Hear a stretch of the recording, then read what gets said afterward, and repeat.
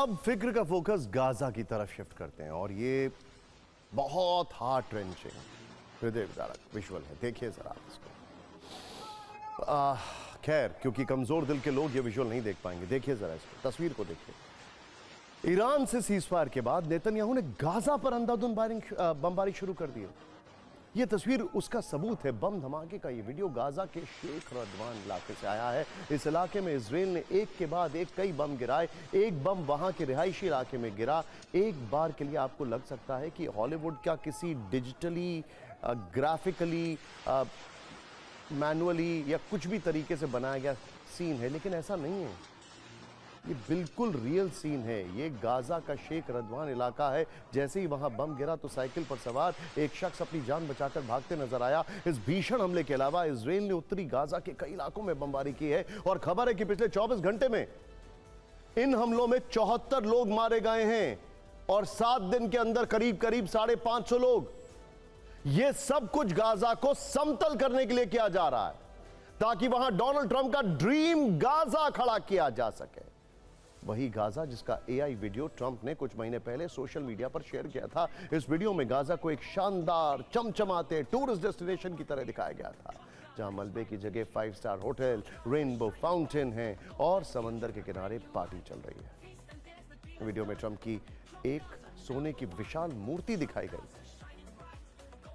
Elon Musk dollar की बारिश में नाचते हुए दिखते हैं और नेतन्याहू के साथ ट्रंप समंदर के किनारे जूस के ग्लास टकराते हुए नजर आते हैं। वीडियो की एंड प्लेट में लिखा है ट्रंप गाजा। जैसे दुनिया भर में ट्रंप टावर खड़े हैं, उसी तरह अब गाजा को भी ट्रंप की ब्रांडिंग के नाम पर बसाने का सपना दिखाया जा रहा है। सोचिए सर, इस पूरे प्लान को जमीन पर उतारने के लिए डोनाल्ड ट्रंप और अमेरिका के विदेश मंत्री मार्को रूबियो ने इजराइल के प्रधानमंत्री बेंजामिन नेतन्याहू से बातचीत की है। इजरायली मीडिया के हवाले से खबर है कि ट्रंप, नेतन्याहू और रूबियो ने मिलकर गाजा में युद्ध खत्म करने और अब्राहम एकॉर्ड को एक नई शक्ल देने की योजना बनाई है। बल्कि नेतन्याहू बहुत जल्द अमेरिका जाने वाले हैं। एक बार फिर से यह भी इंटेल आ रहा है। अब्राहम एकॉर्ड, जिसे 2020 में अरब देशों और इजराइल के बीच रिश्ते सामान्य करने के लिए शुरू किया गया था। इस ऐतिहासिक समझौते का नाम अब्राहम इसलिए रखा गया है क्योंकि इब्राहिम को मुस्लिम, ईसाई और यहूदी तीनों धर्मों में पैगंबर माना जाता है। सोच ये थी कि एक ही पैगंबर में आस्था रखने वाले तीनों समुदाय शांति और कूटनीति के लिए एक साझा मंच पर आ सकेंगे। इस पहल की अगुवाई डोनाल्ड ट्रंप ने की थी और सबसे पहले यूएई, बहरीन और इजराइल ने इस पर हस्ताक्षर किए थे। इसके बाद सूडान और मोरक्को जैसे देशों ने भी इस समझौते को स्वीकार कर लिया था और अब मलबे के नीचे सांस ले रहे गाजा को ड्रीम गाजा में बदलने के लिए इस अब्राहम एकॉर्ड का नया संस्करण आने वाला है। दरअसल अब्राहम एकॉर्ड के विस्तार की जो योजना बनाई जा रही है, उसमें गाजा के मुद्दे के स्थायी समाधान के लिए अरब के और भी देशों को शामिल करने पर बात हो रही है। खबर है कि अब्राहम एकॉर्ड के विस्तार के तहत यूएई और मिस्र समेत 4 अरब देशों को गाजा का प्रशासनिक नियंत्रण सौंपने की बात चल रही है। यानी हमास को हटाकर गाजा की सत्ता एक अरब ब्लॉक को दे दी जाएगी, लेकिन सुपरविजन अमेरिका का रहेगा। बड़ा सवाल, इस योजना में यह प्रस्ताव भी शामिल है कि भविष्य में इजराइल को फिलिस्तीनी का समर्थन करने के लिए कहा जाएगा, फिलिस्तीनियों का।